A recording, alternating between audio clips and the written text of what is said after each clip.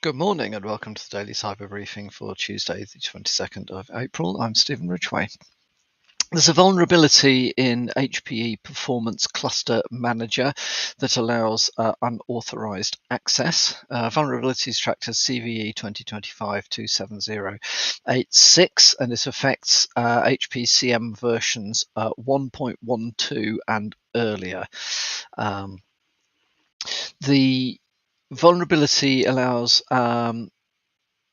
attackers to access and manipulate cluster configurations, extract operational data, and disrupt critical computing workflows. CVSS 3.1 score of 8.1, which makes it high. The vulnerability has been fixed in HPCM 1.13. The recommendation, therefore, is at your earliest opportunity, apply the patch and upgrade if you are using HPCM. If you are not, then as the vulnerability is in the GUI, disabling the GUI is a recommended workaround. Links in the article with further details, and we'll link the article to the briefing. Okay, now interesting. You call it a vulnerability, but it isn't so much a vulnerability as just it's not a technical vulnerability. Well, it is. Yeah, good question. So, a bug hunter has tricked SSL.com into issuing certificates for websites that the bug hunter doesn't control. Now, the reason that this works, or the way that this works, is that if you're requesting an SSL certificate from a certificate authority, they have some methods to verify that you own, or at least have administrative control over, the website that you're asking for the certificate for.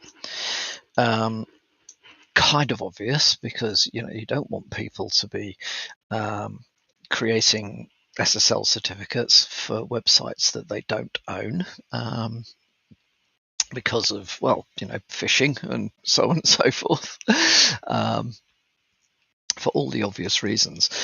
So the method that SSL.com used, and maybe one amongst many, I don't know, because I've not used SSL.com for a very long time.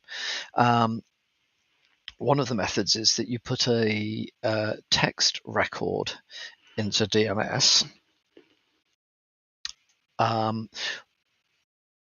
which contains an email address that they send a validation link to. Where this broke is that the email address doesn't have to be the same as the domain for which you're asking the certificate. So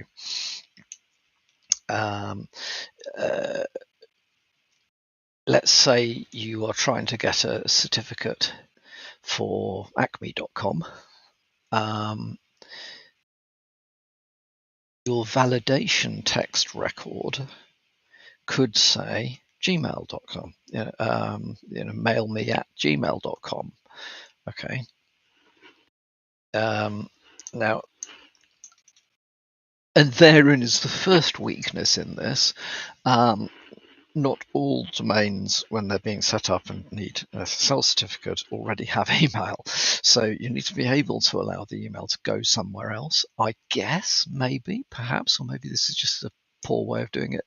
Well, what went wrong with SSL.com's implementation of this is that they would add the domain from your validation email to the list of validated domains for which you could request a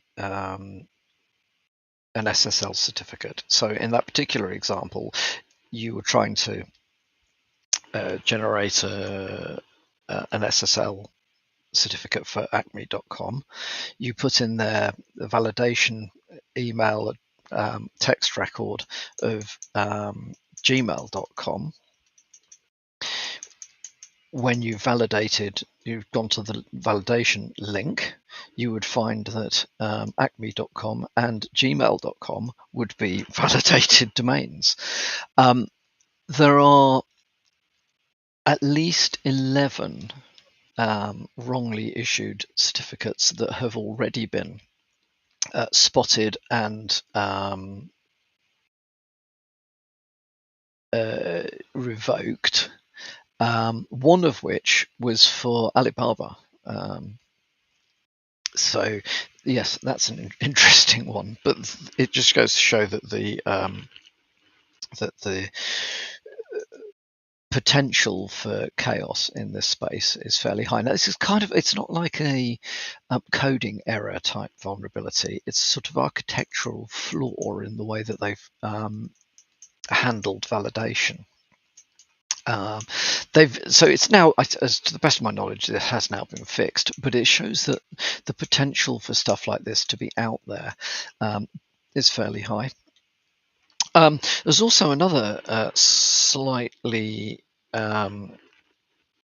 questionable side to all of this, which we all skip over, but SSL certificates they only identify the server to the browser, and even if they're wrong, the browsers can still accept them. Now, I know that most modern browsers try to put obstacles in your way to avoid doing that, but generally there are ways of clicking around those things to get to where you want to go. But it's not overall a particularly secure solution. The other thing is, so long as, if you've got access to the certificate, you can put it on any server. So there are, if certificates get leaked in breaches, which I bet they do, no actual first-hand evidence that does happen, but you can see that it's entirely possible that sort of stuff could happen. You could end up with all sorts of trouble. So it's an interesting one.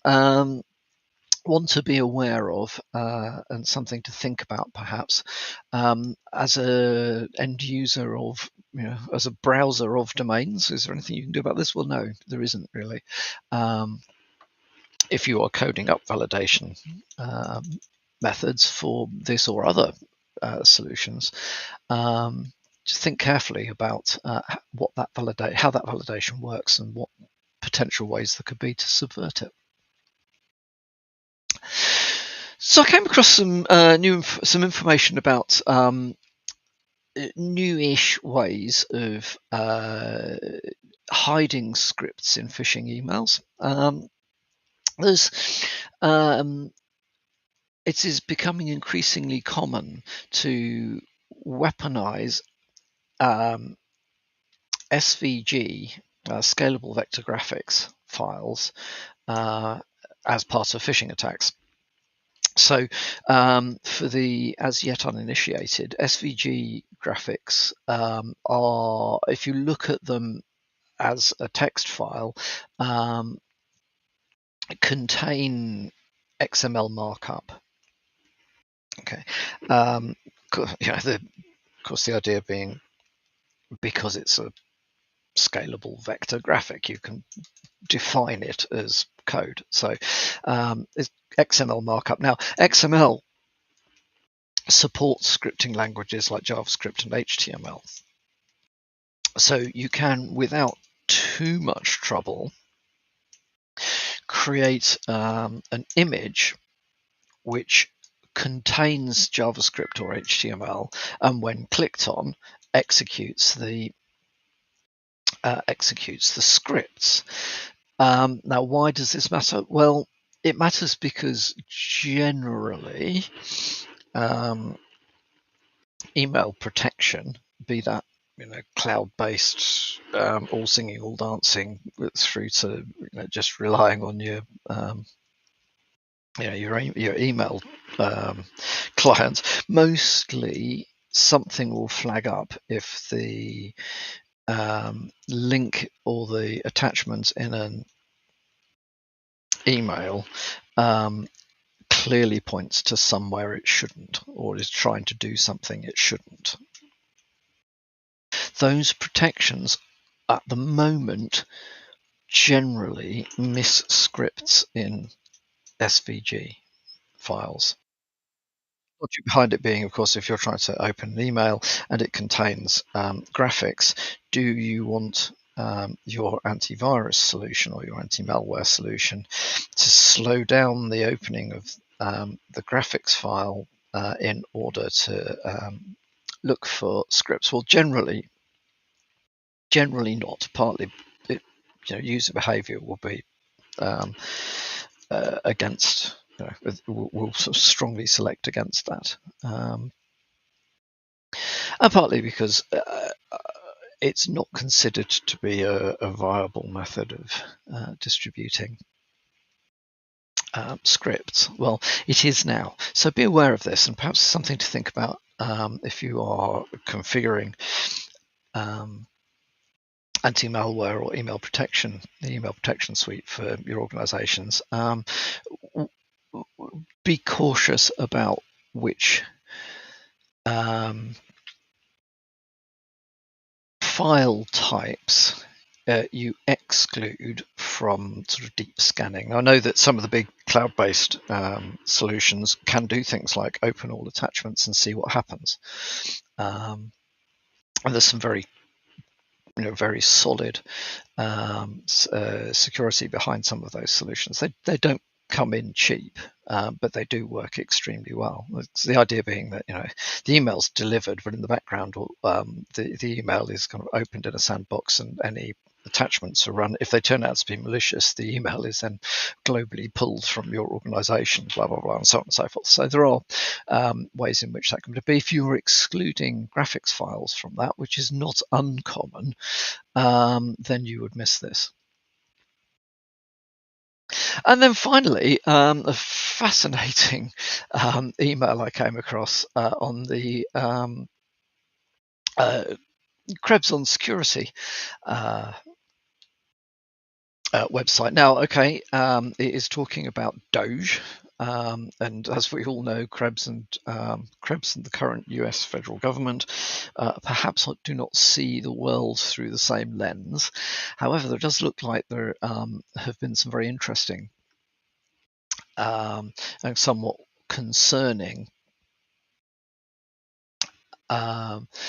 developments around what DOGE is doing. In this case, in relation to the National Labour Relations Board, which is a target of the current federal government because it has incurred the wrath of the likes of Elon Musk by messing about with, as they would say it, labour relations in organisations such as Tesla and X or whatever it might be. Interestingly, DOGE employees basically have locked out admins from NLRB and exfiltrated a significant amount of data for whatever reasons DOGE do things. But what's even more interesting is that within 15 minutes or so of the DOGE kind of the top, highest level admin accounts had been created for DOGE, what they're called tenant admin accounts via Microsoft, have been created for the DOGE employees to undertake whatever it is they were undertaking. There were numerous attempts to log in from Russia using legitimate DOGE tenant admin accounts. the only thing that prevented those accounts from successfully logging in were pre-existing rules around geolocation, which, by the way, it's an aside but an important one. These geolocation rules can definitely be used to your advantage as a defender.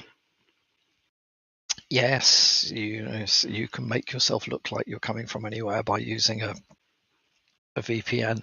However, it may give you an early warning if people are attempting to log in from parts of the world you're not expecting them to be logging in for. It may well be that something dodgy is about to happen.